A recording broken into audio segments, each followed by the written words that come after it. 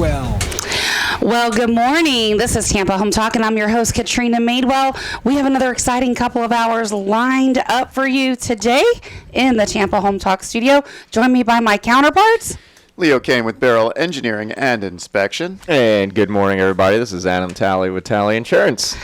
We got some cool stuff kind of lined up today. I kind of rearranged the show to talk about this big data thing that came through from Adam Data, and they basically watch trends and all this sort of stuff. So we're going to talk a little bit to our buyers this morning, and then we're also going to mention our sellers in there as well, because I met with probably about 4 or 5 or took calls from some of our listeners that are actually looking to sell in the summer, around the summer or spring, right around May, June, July, and they heard me say it's not too early to start planning. And so a couple of these people I haven't even met until next week. And when I start working the timeline backwards, they're going to be surprised how fast it's going to show up. You know, when you're looking at to actually sell, say by July or June or whatever, we work that time period backwards, take into consideration time on market, time to contract, time to close. Time to declutter the house, right? Because I think we were talking with, her name is escaping me right now, but the home stager, yes. Yeah. And that was when we were talking about you got to get in there early, and it's never too early. Kimberly Smith, she is now. Yes. Yeah, so we do spend a lot of time on the planning, the preparation, and we're going to talk about that. So let's talk a little bit about this Adam Data report that came in. So this not was from me, by the way. This is Adam's data report. ATTOM. And so they were talking a little bit about some of the different neighborhoods that were blowing up and that sort of thing. So we're gonna talk about a few of these. But the premise of it is the Tampa Bay market is cheaper to rent than to buy in almost every county except for one. And we're going to talk about that as we go on the show. We're becoming more and more like California? Not yet. We're cheaper to rent than we are to buy. I mean, cheaper to buy than we are to rent. No, I think I said that wrong the first time around. So there's that. Cheaper Thank to buy than you. You to guys are rent. supposed to be watching me to make sure I get it out right. I wasn't sure where you were going with this. Sorry. Yes. No. Okay, so the opposite of California. Correct. Okay. Yes. When you said that, I'm like, wait a minute. Did I say that wrong? I said that wrong. Okay. I'm like, yes. Here's a real estate show about the reason why you should rent and not have to use a real estate agent. Yeah, so basically, almost every place is actually theoretically cheaper to buy. So we're going to talk a little bit about that and the percentage of your housing ratio to your total income. I asked both the gentlemen to calculate it this morning, and I did myself as well, because it's not something we do regularly, right? We do it if you're going to qualify to get a loan. So why 100? You said to take your housing payment times 100. Why? That's why it's an old algebra formula I have in my head. That's how I do it. But if I don't make 100 house payments in a year. You make 12. I don't know why 12. you got that. Where are you going? No. It's your percentage. Your percentage of... I think she meant to calculate it and then times it by 100, so you don't have a decimal point. No. She said take my housing payment times 100, and then divide that into my annual household income. Look, hold on. Let's just write this out. Here's how I have always calculated this, right? Anything you want to know, right? So is over of equals percent over 100. This is the way I've always calculated it. Is over of. So if you want to know what your percentage is, that's what I asked you. How much is your percentage of housing income for your housing payment to your income? You're going to take your housing payment multiplied by 100 divided by your income, and that's your percentage. I don't know how you calculate it, but that's how I do it. That makes sense. But then you wanted me to divide that by another 100. No, it's not what I was asking you to do. Yes, it was, wasn't it, Adam? I did the math my own way. Okay, so you calculated it wrong. Is that what you're saying? No, it's still the same percentage. Okay. I actually did the formula you told me to do. Interesting. Okay. Anyway. So you calculated the same way I did. I did that. Okay.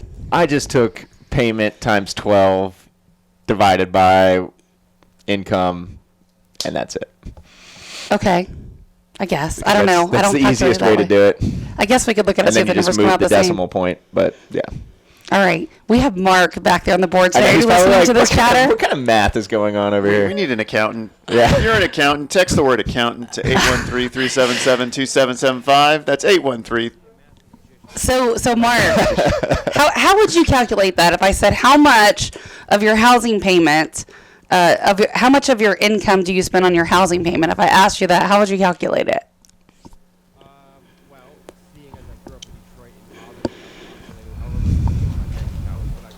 That is not how you calculate it. I like that method. That's the Detroit method. So anyway, some of the hot neighborhoods like in the Tampa region that they have identified is called McFarland, the Plant City area, and then Roser Park. So this is basically McFarland, is right down there by West Tampa, like right above the interstate on the east side of 275. And so basically what they do is they determine what neighborhoods to watch in the largest metro areas, and they look at it for year-over-year growth based on the median list price. And so the report also looks at the median sales price for each neighborhood compared to the metro median price, percentage of homes listed listed above the median. Oh my gosh! Here, you guys just read it. You got it. I can't get it out this morning. You gonna get it? No, not this morning. Anyway, so going through this, they look at it to see how it's performing year over year. So Plant City's median home price was about $203,000, and it was the second highest of the neighborhoods kind of in their surrounding area.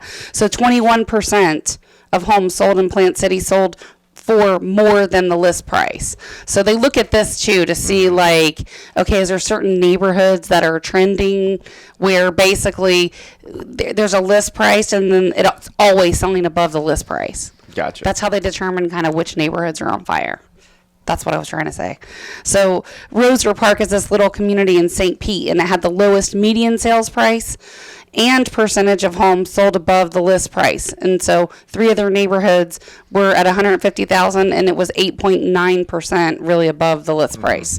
And then Tampa Bay had some of the lowest median sales price percentage of homes sold above the list price. And we also had the shortest days on the market of any metro they evaluated. Really? Which was pretty cool. That's awesome. Yeah. So now some of the counties, it's interesting because Tampa Bay, they make up of a lot of stuff. And then some of these reports, and Adam takes into account like the Sarasota area. He does? You're welcome for all this hard work I put in for this show today, So Sarasota County basically was cheaper to buy than rent, but barely. 45.5% of people's wages go to renting, where 45% of wages go to buying a home. So they were pretty well balanced, but almost all of these were. It's better to buy. A really high percentage going towards your living. Is that? There's a lot of people. Is that common? Yes. Wow. More common than we see. Yeah. Wow. So Hillsborough County. Everyone can live the Dave Ramsey way.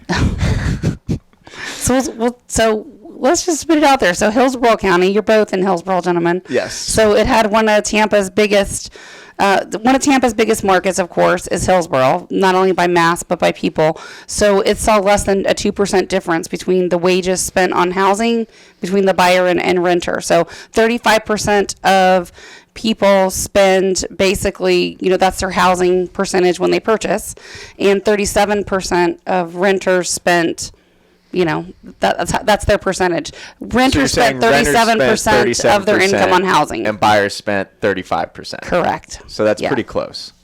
Yeah, it was very close.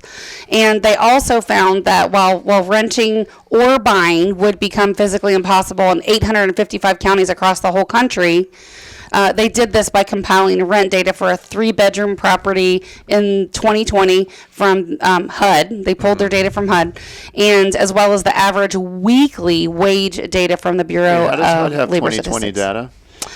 Data? They're basically pulling projected and 2019 home price data. Okay, projected 2020 data. Yep. I was going to say we're too new into you're too new no, into it's 2020 the rental for any data. government agency to have any haven't even finished the first month. They're looking at rental data. They haven't even. Most governments haven't even opened the mail I sent them for your commercial policy yet. True. Anyway, so this data and home buying, it took consideration 3% down payment. That's the minimum you can have on a conventional home loan product. When we come back, we're going to talk about Manatee and Pasco, talk about where your housing ratio is, and then we've got a bunch of information and data, including the zip codes, to talk about what the average rental payment is in that zip code. I can't wait. Anyway, if you want some of this information, you can reach us at our offer number, 813-377-2775, 813 377-2775. And if you have any questions, you can hit us up on our on-air number. And Mark Charles will give you that in just a few minutes when we come back.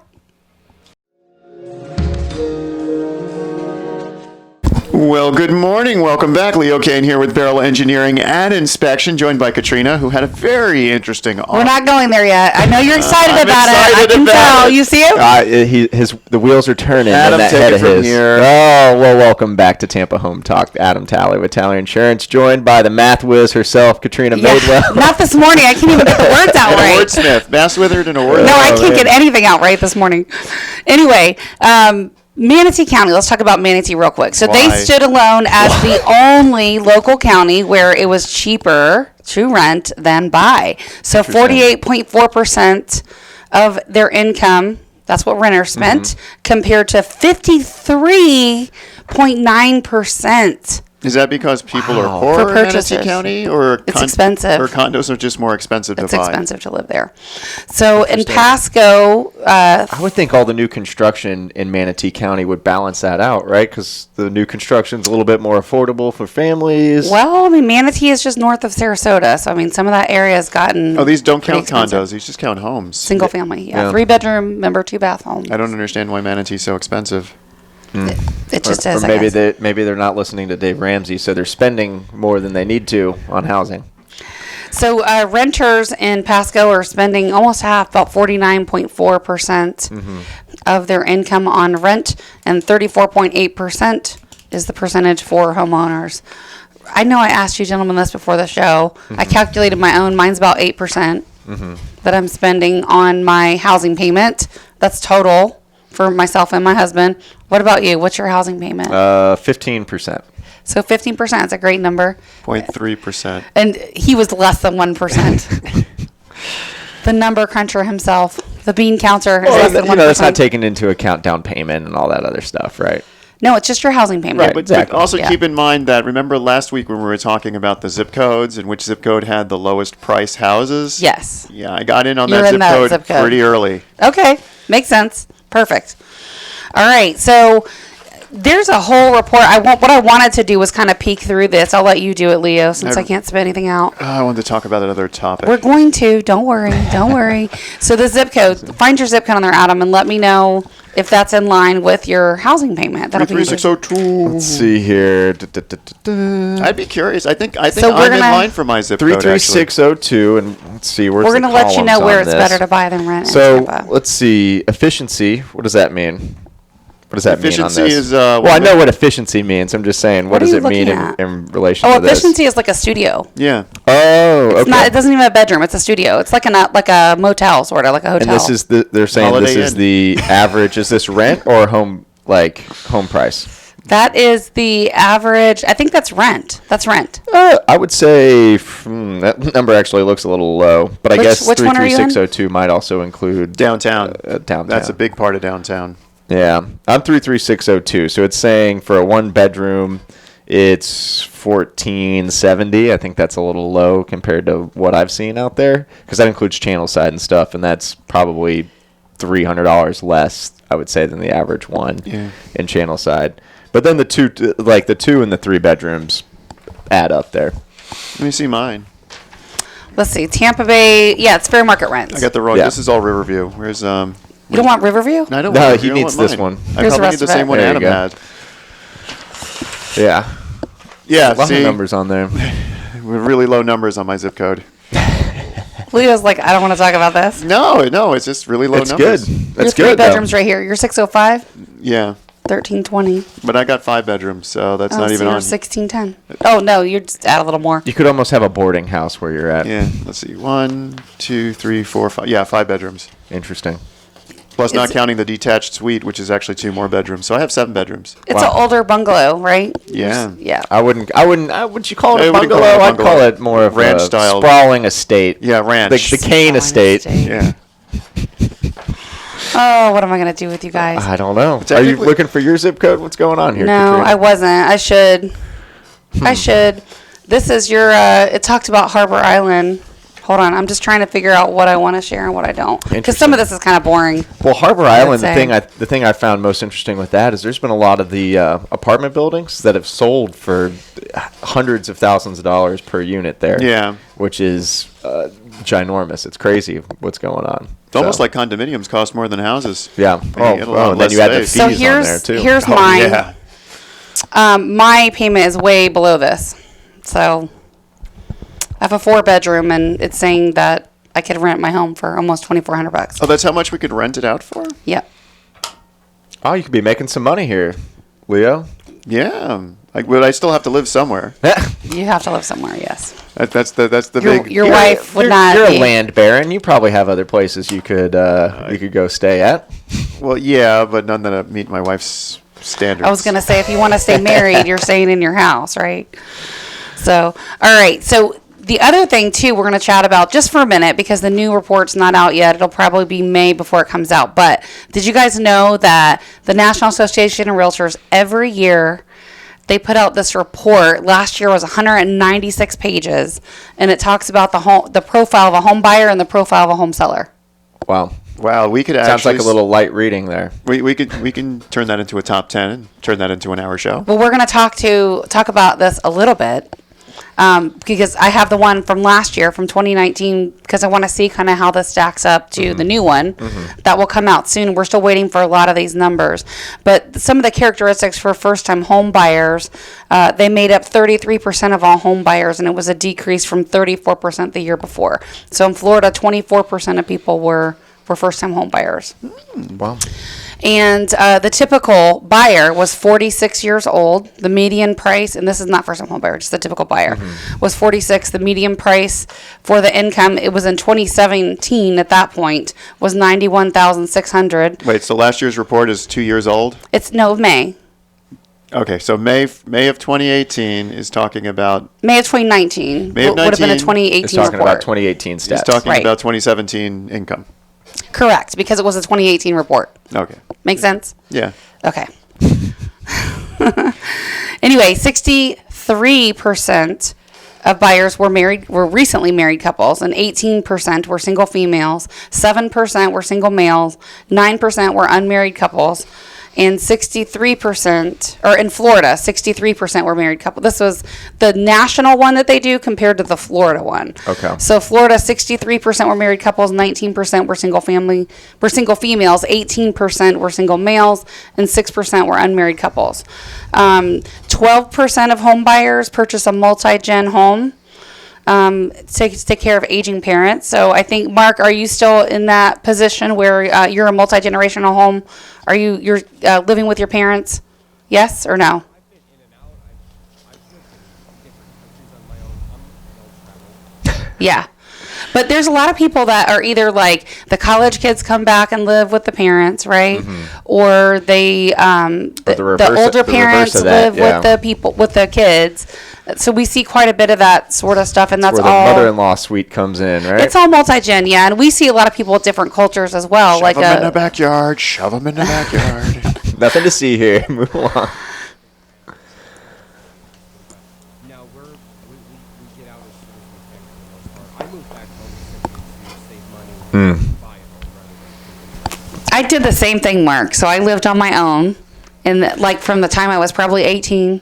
And then when I was, I don't know, I stayed in my place like about a year. And then I moved back home. I saved money.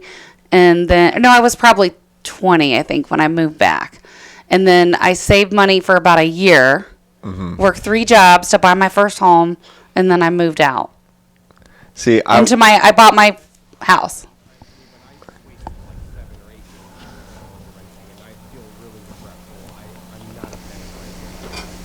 See, there you go, Mark. Well, I've been talking to you about this for a long time. It'll be here before you know it.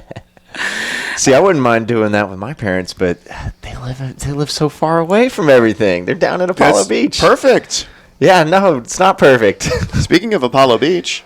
Yes. Yes, we're going to be there in a couple weeks, the 21st. Yeah. 21st. Ooh, Yeah, we're going to be doing a live remote broadcast from one of our amazing If I ever get listings. the email, I'll be very excited about that. Well, we've sent it twice. Leo got it. I'll have to rent a boat to get there since Apollo Beach is so far away. Well, this is not even. This one doesn't have water behind it because it's in water set, but there's no water. So 12% of the people on this. She just totally ignored us and just kept going. I know. She just doesn't care anymore. I'm listening. Water set. We're going to water set. Yes. 12% of the people are basically multi-gen home people. So, this was, and so they measure a lot of stuff. So, 89% of recent home buyers identified as heterosexual, and 4% as gay or lesbian, 1% as bisexual, 7% preferred not to answer, and in Florida, 89% identified as heterosexual, and 5% as gay or lesbian, and 1% bisexual. So they literally do measure everything. It's 196 pages. 86% of these home buyers are veterans and 3% active duty.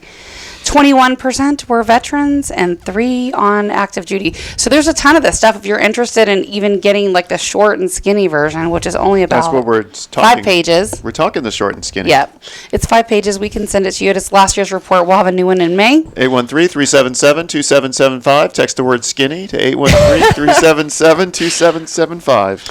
And I had something totally lined up for first-time home buyers to-do list, and we'll talk about that one come back right after the break. Stick around.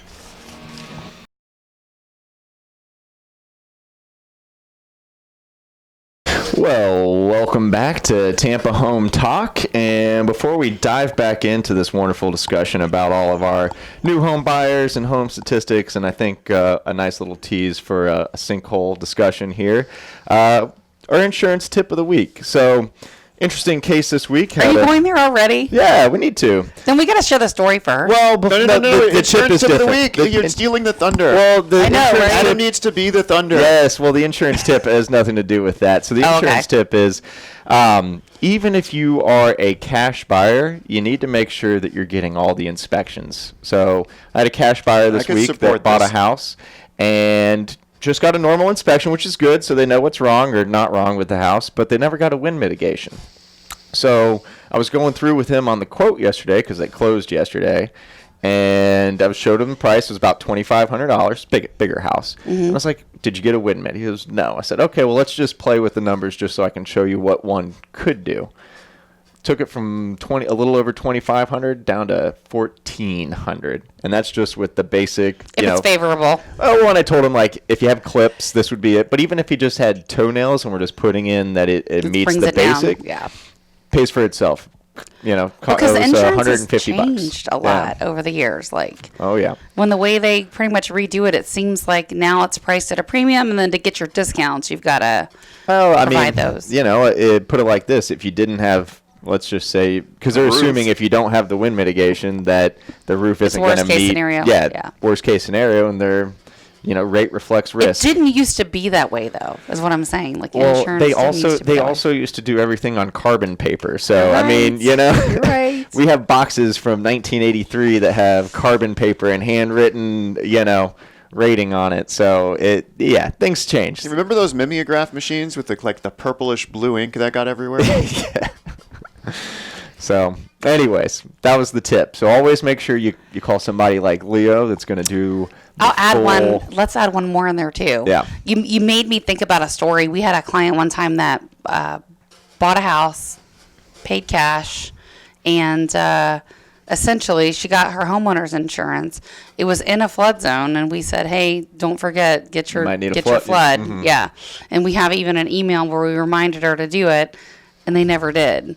And the whole house flooded, and it was a total loss. Wow. Oh. Well, and here's the thing with that too. A lot of our carriers, even if you're bought by the house in cash, if you're in a flood zone, they require that you have a flood policy. Oh, good. So a lot of carriers are like that now. So you have to. People protecting themselves. Well, because even if you sign on the application that flood is excluded, right, and everybody knows it's excluded, they still, if you try to file a claim and they need to fight it against you, they still have to pay for a lawyer to tell you that it's excluded. So that's kind of how they do it, is to protect themselves as well. Got it. Helps the bottom line. All right, so let's go over some of the to-do list for our first-time home buyer, shall we? Yeah, I think number 1 is very important. Dave would love that. Save. Save. So there's quite a bit of expenses you're going to have other than your down payment, right? You're going to have closing costs and then insurance, of course, which is paid for the full year in advance. Yes. Prorated taxes, all that sort of stuff. You can get a credit a lot of times from the seller, but it makes your offer super competitive if you're not asking for closing costs. So Yeah. if you need it, then sure, we'll ask for it. But save. You can't have too much money. All right, number 2, improve that credit score. You cannot get that high enough. Did ever. Dave write this list? Dave did not write the list, actually from Florida Realtors. That's So- too pretty looking for Dave to have written. Definitely, yes. So a couple little things on the credit score. We can give you some tips, and there's some older rules that we see some people still try to follow, right? Like, have you ever heard someone say, keep your balance 25 or 30% of your credit line? Have you guys heard that before? Keep your credit close. And Your balance on your like if you have a credit card, keeping your balance 25 to 30% of your total line of credit. I thought you would want it as low as possible. Yeah. It is, yeah. I keep it at 0. It used to be 25, 30%. Now, as opposed to 0, if you're trying to increase your score, Oh yeah. we do what they call simulators a lot and run these to find out how we can pop the highest score, right? Because it determines what kind of rate you get. And so many times, I would say 80% of the time, putting $10 on a credit card can increase the score by 50, 100, sometimes 200 points. Interesting. Yeah, because the credit score is how easy it is for the banks to make money on you. Love it. It's your debt, your Yeah, repayment of debt. It's not your ability to pay down the debt. It's your ability for banks to make money on you. Interesting. Now, on that 20-30% rule for those listening, is that going to be per card or is that going to be across all of your credit? So the old rule used to be if it was 50%, then it got better with 20 to 30%, and literally we see a huge difference if there's $10 on the credit card. So you're saying like like about the same percentage that for Leo's income to housing payment. You want that like 0.0003%. Well, again, Basically, you buy a candy bar and you pay it down slowly. Well, very we slow. say Pay $1. no. We say gas. We say put $10 worth of gas in your car and then pay it off at the end of the month and do it again next month. That's going to give you the highest possible score. Well, and it's safer to buy gas with a credit card because most credit cards have that Right. frog protection. You save 8 cents a gallon if you use cash. If you go to a place that does that, like Most Wawa of them doesn't do that. They all do. So here's the thing. If you're trying to improve your credit score or you're looking to buy, so this one's for you, Mark. Make sure you're current on your bills. No major purchases. Don't buy a car for the garage you don't have or appliances for a kitchen you Buy don't the yet car own. on the credit card. No. I've done that. And don't cancel any credit cards either, because that can actually significantly impact your score. Like if you cancel or close a credit card, we've seen where it can actually make your score disappear if that's your only one you have. Wow. You just call them and keep lowering the limit. And so here's the thing I'm going to talk about with credit scores, because I know Dave preaches a lot. You don't need a credit score, which is true. You don't. You can get a manual underwrite. However, lenders do what they call risk-based pricing, and if you don't have a credit score, I can assure you that rate and the interest, and it will cost you more money Wow. if you don't have a score. And I've had this conversation one-on-one with Churchill Mortgage, which is Dave's endorsed lender, just to make sure we're on the same page, because that's my background is lending, and I'm correct. It's risk-based pricing still, and if you don't have a score, the pricing will be higher. Go get you one that gives you some points or some money Yeah, back or $10, something. You can make literally. money on it. Yeah, $10 a month and pay it off every month. Miles. You can close it I afterwards. get 3 if you want. flights. You can sign up for it at the airport. So the I third one remember is back when they had those predatory lending tactics and they used to give you a hat to sign up for credit cards. Here's a free hat. Sign up for my card. they did that so much of college students. It was sad. Yeah, they actually passed laws to help prevent that. Thank goodness. Anyway, number 3, calculate how much you can afford. So again, you want to be 25% or less on your housing payment compared to your total income. So that's kind of what Dave preaches. That's what we believe as well. You can go higher. You can get approved for higher. It doesn't mean you should, right? But calculate what you can do. And then get pre-approved versus just pre-qualified. There's a big difference here. So the pre-approval versus the pre-qualification, do you know what the difference is, Adam? Let me ask you. I would think approved would mean that the money is solid. You can go ahead and buy that house. You're going to clear underwriting. Qualified would be, well, we could probably do this, but maybe not. Sort of. Yeah, sort of. You're on track. But what's the difference? Like, do you know, like, diving into the process. Maybe one, they pulled your credit already. Yep. The other, they didn't. That's part of it, but that's not the only thing. You got me, man. I No, thought I was doing you're pretty good. great. So a lot of times what happens if you go through like Rocket or Quicken or some of these ones you see, they'll pull your credit. And they'll give you a pre-qual letter. But the difference is, you said they'll take an application, they'll say, okay, I make this much, I have this, that, which they can verify with the credit, and you're just generically kind of giving them all your information on the application. That's a pre-qualification. They say, okay, based on everything you told us, you can qualify for this amount. We've looked at your credit. Pre-approval means we've verified all your stuff. We've looked at your bank statements, your pay stubs, your tax returns. There's no big surprises in there. We know you can qualify for this. Some of them even will run it through underwriting to where all you need is clear title and an appraisal, right? We talked about that last week on how to make a competitive offer if you are not paying cash. How do you compete against a cash offer? That's one way. You could technically waive your financing contingency and just get an appraisal contingency instead. And so the solid pre-approval really matters. And I can tell you as a listing agent, if we get multiple offers on a property and we see some of them from like Rocket, Quicken, BOA, some of these, big box banks that you can't ever get a person, it's an 800 number, compared to like a local lender that we know, and the offers are comparable, we're going to take the one from the local lender that everybody knows. Because we know we can get somebody on the phone if there's a problem. We know there's a better chance of that thing happening on time, the way it's supposed to. If there's any surprises, we'll know it early. And literally, it's business. You don't want to waste your time, right? I've had major military credit unions that literally the closing date came and went, no communication, didn't deny the loan, didn't approve it, nobody's answering the phone, like insane. Oh no, that's not good. Like big companies that, that people count on and you would expect them to perform, but they don't. Wow. Anyway, number 5, decide what you want in a home. So a checklist is really, really important. We actually have one that we can give you. And so this helps you kind of prioritize some of the things maybe you're not thinking about on what's most important. And so if you want this and you're looking, it's 813-377-2775. It's a great place to start. You can call or text 813-377. And this is a one-page infographic, as opposed to a 200-page book. That's right, yeah. One-page we actually have this infographic. too, like where you define your dream home, which is also one. Can I have chickens? Infographic? One-page infographic? Can I have chickens and lots of dogs? That's what we're looking for. But you're describing my house, aren't you? No, heavens no. Unless I can live above the garage. Above the detached garage? Yeah. It's a one-story detached garage. Well, I guess you can live above the it. Attic. All right. Number 6, choose a realtor. And a lot of times, I think this probably should be number 1 because we can guide you through all of this stuff we're talking about. No. Save is first. It is on the list. And you do need to get pre-approved. Because I think a lot of good realtors like yourself, if somebody comes to you and they're already pre-approved, if you're super busy, that's the person you're going to pay attention to, I'm sure. Not necessarily, because sometimes if they come pre-approved, I don't know how good that pre-approval is. True. Right? If I don't have a relationship with that lender, I don't know. Number 7, visit homes. So this part's really important, and it's interesting because remember this profile we were talking about of the home buyer and home seller, the 200-page report?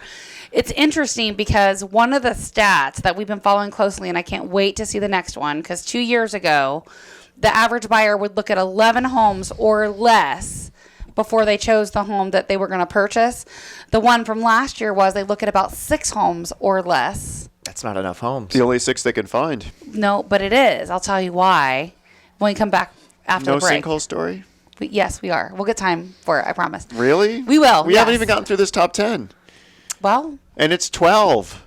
If you want the list, you're going to have to call or text us. We'll give you the whole thing because we're probably going to run out of time on the air. 813-377-2775.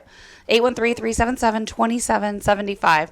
And we'll chat about it a little bit when we come back right after the break. And I'll tell you why home buyers are looking at 6 homes or less before they pick one. What do you think about that, Mark? We only got a second. I can't wait to get back from this break. All right. We'll talk about it. We'll be back in a moment. Welcome back. This is Leo Kane with Beryl Engineering and Inspection. I just counted till 5 in my head and figured we were back. Must have been. Yeah, so we are live on the air, Katrina. You must be. Yes. I'm proud of us. We did it. We did it. We're back on the air. High five. All right. Good. We got They to didn't hear cancel us. Our music beds are gone, but that's okay. We don't need those. Who needs music beds? There they are. Oh, We there can you go. now. No, he did that thing that Pat taught him how to do where we couldn't hear anything. Oh, I love that. So So I it just- gets the heart pumping.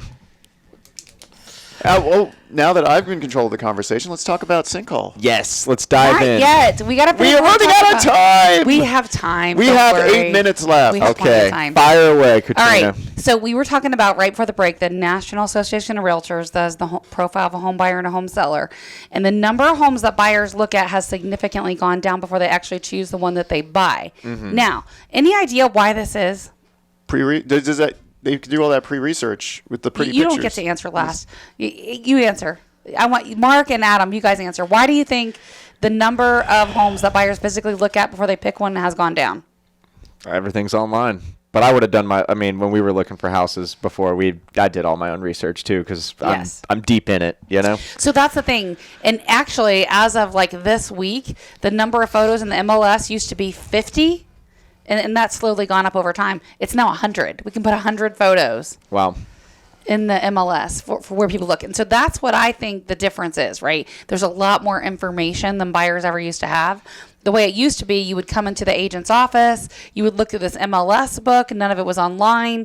You would count on the agent to be familiar with the inventory and show you exactly what you said you wanted, right? So you could look at a lot more homes than maybe you would in the past. So we saw that number go from 11 homes or less before they pick one to 6, and it'll be interesting to see what the next report says that comes out in May. And it's because they have a lot of photos, so they can eliminate ones before they ever even see it. So 83% of buyers choose what homes they're going to look at based on the photos. I would think, I would think that like 5 or 6 would probably kind of be like the floor, because you got to think, especially with how competitive it is out there, even if you go look at 1 or 2 and you're like, I want that house, not everybody's getting the house they want every time, right? And that house could be gone by the time you decide you want it. Exactly. So I think like 5 is probably the floor in my opinion. There's a lot of times too where sometimes we'll see the best home first, and the buyer's comparing everything to that, and they're like, but I can't buy that house, it's the first one I saw. And it's like, well,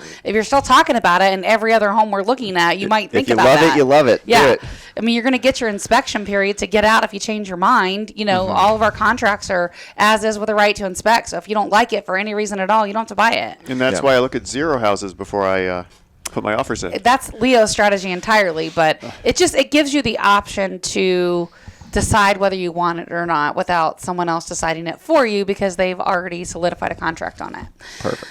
So, all right, Leo, let's get to your story, and we won't finish It's our your 12 story. Okay, so we had a call from a client that hears us on the air, and so let's talk about this for a minute, because sinkhole coverage, for the most part, is excluded on most of our homeowners policies. It is excluded on all of them. So all of them now. Everybody has catastrophic ground cover collapse. That's That's a state mandated coverage with all the standard homeowners carriers, and you can apply for sinkhole coverage. However, It's not worth it. in my experience, the It's underwriters expensive. are looking for any reason not to add the coverage. Okay. Right?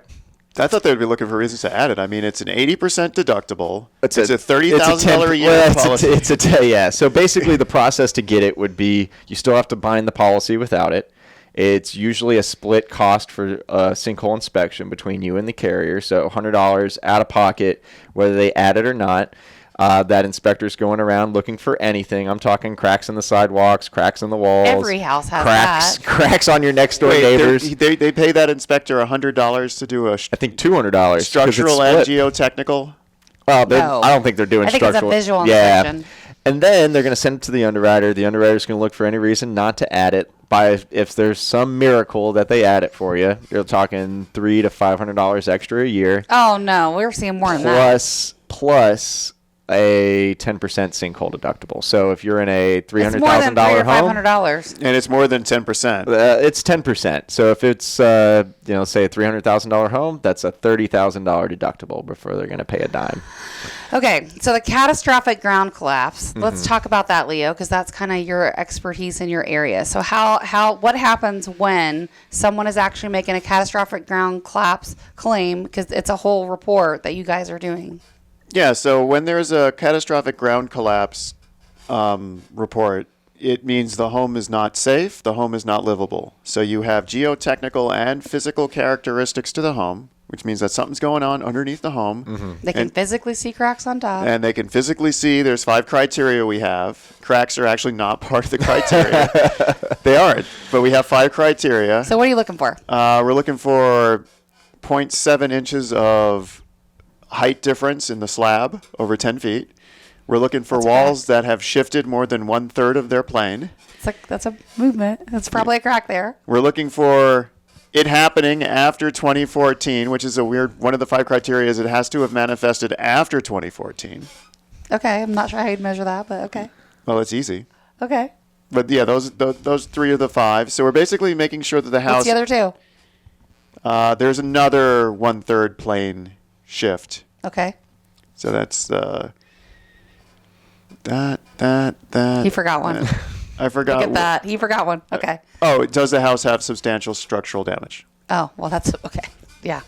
How did we forget that one? I don't know. Yeah. Cracks just aren't a technical term, but you, Well, you would have them if any of this stuff Since was almost happening, every probably. house has the 0.7 inch over 10 feet differential, just because of normal settlement, that's the one we go for. And that's a long process, right, to determine that. It's not a 5-minute thing. No, we use something called the zip level, and we take a floor elevation survey. And so the reports are They're beefy. I mean, a lot of pages. well, no, our structural report could be 2 to 3 pages long. No. The actual catastrophic ground collapse. Well, the one that also has the geotechnical piece with all the Yes. soil boring data With and the the GPR. geotechnical part, Yeah, those yeah. could be 70 to 80 pages. But Yes. the structural report usually is 2 pages and 5 photos. So let's say you have a catastrophic ground collapse claim. They've agreed in your favor. You get an insurance payout. House is demolished. Now I want to sell the land. Well, that means I have 1 minute to explain the whole thing. You got it. So basically, what you're describing is an unremediated sinkhole. Yes. So they got the payout. They just got rid of the house. They didn't actually improve the soil. They just got rid of the house and kept the rest of the money. The insurance companies have things in place now to prevent that from happening because they're actually paying for work done. But your land is unremediated. And if anything happens to any of the surrounding houses because you didn't remediate the sinkhole, they can come after you personally. Which could happen. Yeah. All right. We're going to talk about this soon. And our offer number is 813-377-2775. 813-377-2775. You can call or text if you have a question or a cool story. We'd love to talk about it on the air. And remember, love where you live, or we're going to fix it. We'll be back for hour number 2 in just a moment. So stick around.